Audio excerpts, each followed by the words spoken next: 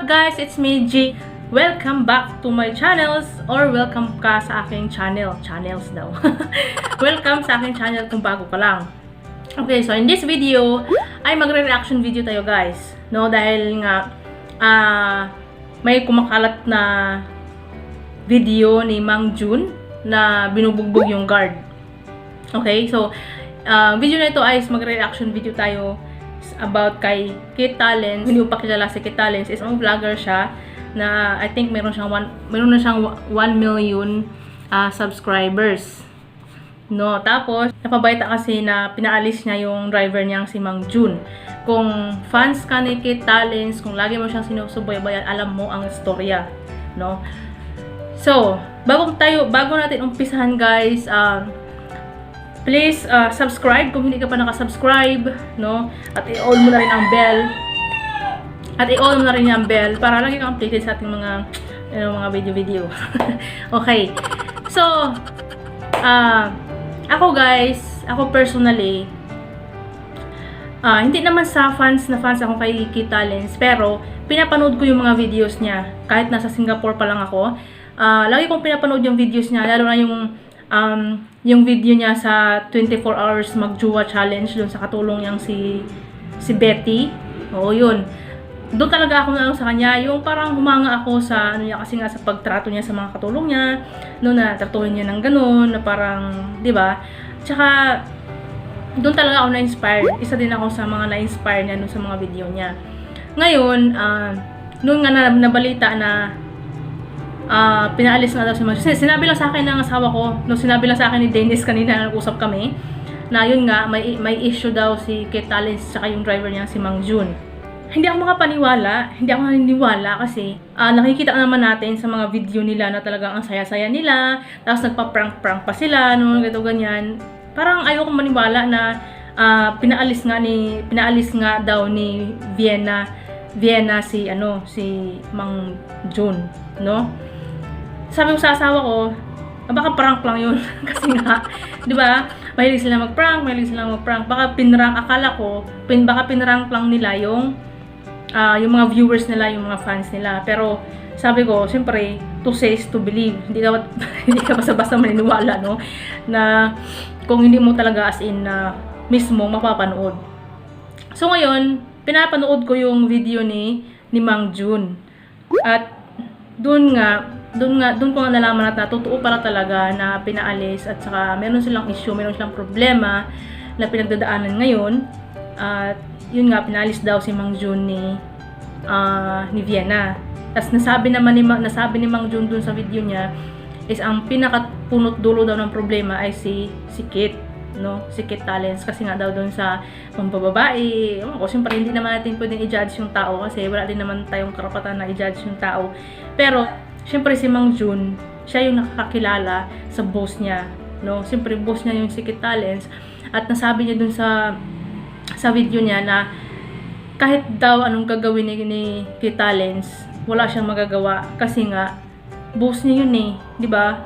Kahit anong gawin ng boss niya, wala siyang magagawa, no?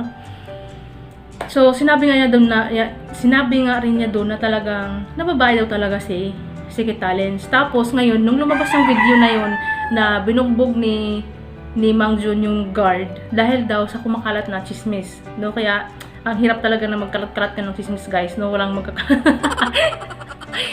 Kaya yun.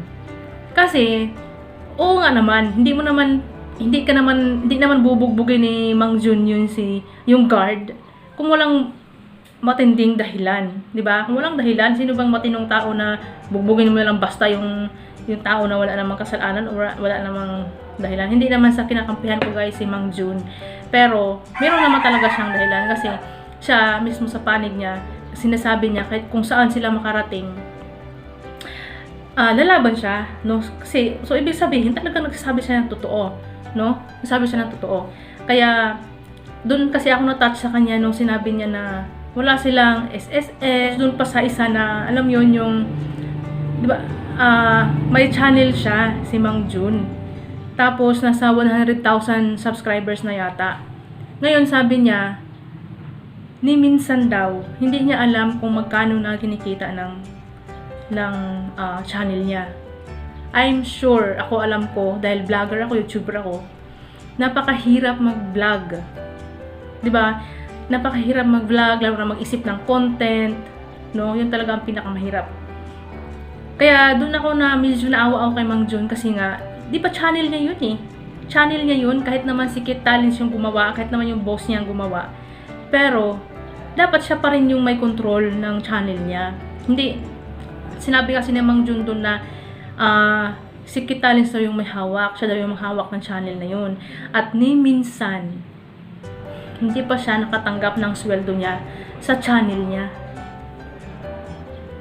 Diba? Nakakalungkot lang kasi nga, alam ko yung hirap ng pag-vlog eh. Diba? Kahit sino naman, kahit naman sabihin ng iba na, ay, wag mo isipin na yung kitaan, wag mo isipin ng basta enjoy ka lang, ito, ganyan. Pero, siyempre ang totoo, kaya ka nag-vlog, dahil hindi ka naman mag-vlog kung wala kang aasahang kita, diba? Kahit ako naman siguro, hindi ako magpapagod dyan magpapag-vlog kung wala akong inaasahan na kita. Kasi, siyempre nakakatulong pa rin naman yun sa pang-araw-araw. No? Pero, ang importante, siyempre, importante pa rin is nag-enjoy ka, tapos, yun, nagpapasaya ka ng mga tao. Alam ko na meron siyang goal, meron siyang pangarap, meron siyang gustong marating na ayaw din niya na habang buhay na lang siyang driver. 'Di ba? Kasi dahil ako naranasan ko rin yun eh. Ako naging OFW ako. Ayaw ko na habang buhay na lang ako mag-OFW, kaya ako ginagawa ang pag-vlog. Kaya ako gumagawa ng paraan, meron ako mga businesses. Kasi ang hirap ng may amo, guys. Ang hirap na may boss na sunuran ka sa anong gusto ng boss. Kaya ngayon ang nangyari ngayon kay Mang Jun. Pero guys, sinasabi ko, hindi pa rin natin i-judge. Hindi pa rin tayo pwedeng mag-judge. Wala pa rin tayong karapatang mag-judge ng tao. Kung ano mang problema nila yun. Problema na nila yun. Pero yun nga, so first time ko kasing mag-reaction dahil dun nga, na-touch lang ako dun sa sinabi ni Mang Jun na, yun nga, hinahawakan niya yung channel niya ni Kit Talents. No, nakakaano talaga yun. Dahil, siyempre ako nga, sinasabi ko na nga, alam ko yung hirap ng pag-vlog, hirap ng pag-iisip ng content, kung anong i-content mo sa vlog mo. So, yun na nga guys, at isa pa, napanood ko rin yung video ng katulong ni Kit Talents, yung mga katulong yung dalawa, na syempre sila yung mas nakakakilala sa amo niya kaysa sa atin, no? Na syempre kung sinasabi nila mabait ang amo nila, nasa kanila na yun kung nagsisinungaling sila o hindi, no? Siguro nga syempre mabait talaga, no? Kasi nakakita natin sa mga videos, talagang napaka ni Kit Talents, diba? Kaya nga ako na-inspired din ako sa kanya, no? Pero, yun nga, sinasabi ko nga, hindi natin pwedeng i-judge. Kasi mga tao lang din naman tayo, yung mga tao nagkakamali talaga, no? Kung sinasabi nila mabait yung amo nila, o di ba, opinion nila yun. Sila yung mas nakakakilala, no, kay Kit Talents, at saka dun sa mag-asawa. Ang akin lang guys, dun sa sinabi ni yung bagong katulong na si Esther, sabi niya, hindi daw nila kailangan ng SSS. Guys, sinong ayaw ng SSS? 'Di ba? At saka mandatory 'yun. Kahit mga kasambahay ngayon, kailangan 'yun. Kailangan talaga 'yun na meron kang SSS or PhilHealth or ano ba yung mga insurance diyan. No? O sige, sabihin na natin na sinabi niya yun dahil gusto lang niyang pagtanggol yung amo niya, no? Nasa kanila na rin yun. Pero, hindi ko lang talaga maano na sabihin niya na ayaw niya ng SSS, no? Malaking tulong din naman yung SSS guys, lalo na kapag syempre kasambahay, no? Pagdating ng araw, hindi ka naman forever maging kasambahay, di ba? Yun ang lagi natin iisipin, hindi tayo forever na ganun. No, kasi tumatanda tayo, 'di ba? Kaya nga, wag mong sabihin na hindi niya kailangan ng SSS dahil walang sinumang taong ayaw ng SSS. Dahil sa ating mga Pilipino, yun talagang kultura natin. Yun talaga yung ano natin na talagang SSS talaga. Kapag nag-retired na tayo, senior citizen na tayo, di ba? Malaking tulong din yung SSS, no? Ikaw ba, naniniwala ka ba na hindi alam ni Kit Talents yung SSS? Na hindi alam ni Kit Talents siya ni Vienna yung karapatan ng mga kasambahay na talagang merong SSS? Pero, syempre, hindi na natin masasabi. Kasi sa kanila yun problema nila yun no? At, hindi rin kasi public na hindi maiiwasan na marami talagang mga tao na ang magre-react. Tapos nabasa ko pa dun sa mga comments kasi habang sino ba dyan yung habang nanonood nagbabasa ng mga comments, 'di ba? Basa ko sa mga comments na lahat almost nababash tuloy yung mga katulong ni Kit Talents. No, ang akin lang dapat si Kit Talents at saka si Vienna yung talaga magsasalita, sabi ng mga netizens doon ng mga nagko-comments, no? Na dapat daw si Vienna at saka si Kit Talents ang magsasalita, no? Huwag nilang pagsalitaan yung mga katulong nila. Pero hindi naman talaga natin napigil, andyan na, nakapagsalita na sila, no?